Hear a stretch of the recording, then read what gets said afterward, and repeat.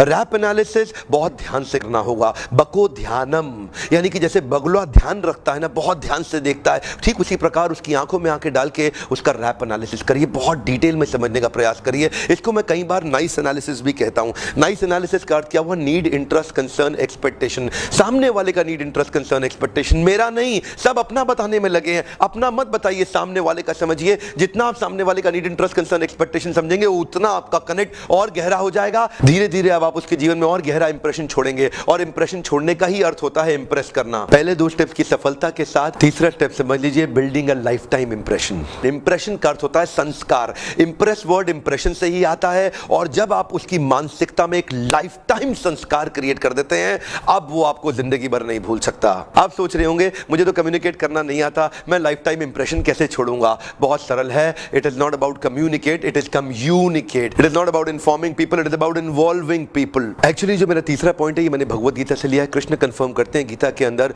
लोगों को याद क्या रहता है, संस्कार किस चीज का बनता है? अत्यंत सुख, अत्यंत दुख, अत्यंत सर्दी, अत्यंत गर्मी, अत्यंत मान, अत्यंत अपमान, अत्यंत लाभ, अत्यंत हानि। यही चीजें हैं जो आपके जीवन में एक संस्कार बना देती हैं और लाइफ टाइम इंप्रेशन क्रिएट करती हैं। इसको कई बार हम मैनेजमेंट में एक्सट्रीम कस्टमर डिलाइट भी कहते हैं। आपके घर के पास कई राशन की दुकानें होंगी, पर आप एक ही दुकान के पास बार बार जाते हैं। आपके घर के आसपास कई नाई की दुकानें होंगी, बार्बर शॉप, पर आप उसी एक नाई, उसी एक बार्बर के पास जाके बार बार अपने बाल कटाते हैं। आपके घर के पास कई गाड़ी और बाइक के मैकेनिक होंगे, पर आप उसी मैकेनिक के पास बार बार जाकर के अपनी बाइक ठीक कराते हैं। हो सकता है कि वो बाइक मैकेनिक दूर हो और रास्ते में कई और मैकेनिक शॉप्स आती हो, बट आप उसी के पास जाते हैं क्योंकि उसने वो पीपल स्किल डेवलप करके आपके साथ एक लाइफ टाइम इंप्रेशन क्रिएट किया है। कितने लोगों को मैं देखता हूं वो अपना नाई बदलना नहीं चाहते हैं क्योंकि उनको एक लाइफ टाइम एक्सपीरियंस मिला है। पर आप हो सकता है सोच रहे हो कि मैं कैसे लाइफ टाइम एक्सपीरियंस क्रिएट करूं। आपको कुछ ऐसा करना होगा, बीच का एक्सपीरियंस कोई याद नहीं रखता है, आपको कुछ ऐसा एक्सपीरियंस क्रिएट करना है जो कि एक्सट्रीम इमोशन जनरेट कर दे उनके माइंडसेट के अंदर। मैं अपने एक पार्टिसिपेंट से पूछ रहा था,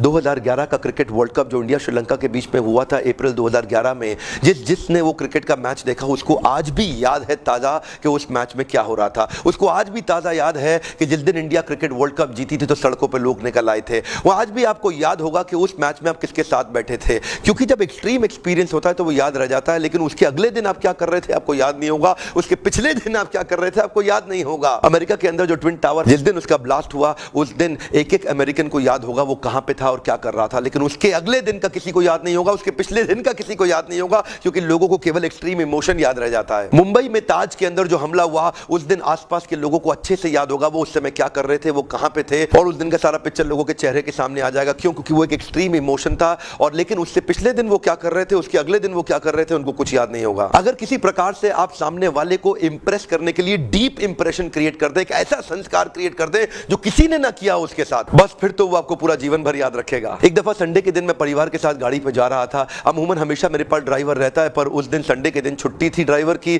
तो गाड़ी में खुद ही ड्राइव कर रहा था। पंचर हो गई अचानक गाड़ी। उसी दौरान एक यंग लड़का रेडी के ऊपर जा रहा था, कुछ बिस्लरी के कैन लिए हुए, शायद किसी दुकान पे काम करता होगा। मैंने उसको आवाज मारी, रुको भैया थोड़ी मदद करो स्टेपनी चेंज करने में। बोला साहब मैं कर देता हूं स्टेपनी चेंज। उसने बड़ी मेहनत करके मेरा स्टेपनी चेंज कर दिया, पंचर टायर को पीछे लगा और पीछे से फ्रेश टायर ला करके स्टेपनी को फिट कर दिया। काफी मेहनत करी थी उसने, तो मैंने उसको कुछ पैसे देने चाहे, तो जानते हैं क्या जवाब दिया? साहब पैसा तो मजदूरी का लिया जाता है, मदद करने का नहीं। साहब मैं मजदूरी का पैसा लेता हूं, मदद करने का नहीं। इस बात ने मुझे बहुत प्रभावित किया, लाइफ टाइम इंप्रेशन क्रिएट कर दिया। लाइफ टाइम एक्सपीरियंस इमोशन से आता है, लॉजिक और डेटा से नहीं आता। जिस रिलेशन में होगा अच्छा इमोशन, वहां बढ़ जाएगा बहुत डिवोशन। अब मैं सारे वीडियो को आपके लिए समराइज करता हूं। सबसे पहला स्टेप था identify the connector and repeat the connector. Connector मिलने के बाद आप उसके जीवन में थोड़ा नजदीक हो जाएंगे। उसके बाद उसका रैप एनालिसिस करिए, उसका नाइस एनालिसिस करिए। रैप एनालिसिस का अर्थ था उसका रिक्रिएशन, उसकी एस्पिरेशन, उसका प्रोफेशन, उसकी प्रॉब्लम। नाइस एनालिसिस का अर्थ था उसका नीड, उसका इंटरेस्ट, उसका कंसर्न, उसका एक्सपेक्टेशन। इससे आप उसके जीवन में और गहरा उतर जाएंगे, बड़ा इन्फ्लुएंस क्रिएट कर पाएंगे, ज्यादा उसको इंप्रेस कर पाएंगे। और उसके बाद finally think of something to create a lifetime experience and impression is life, जिसका आप उसके ऐसे इमोशन को छू जाएं जो आपसे वो जिंदगी भर के लिए इंप्रेस हो जाए। तीसरा स्टेप आपको जिंदगी भर का साथ दे सकता है।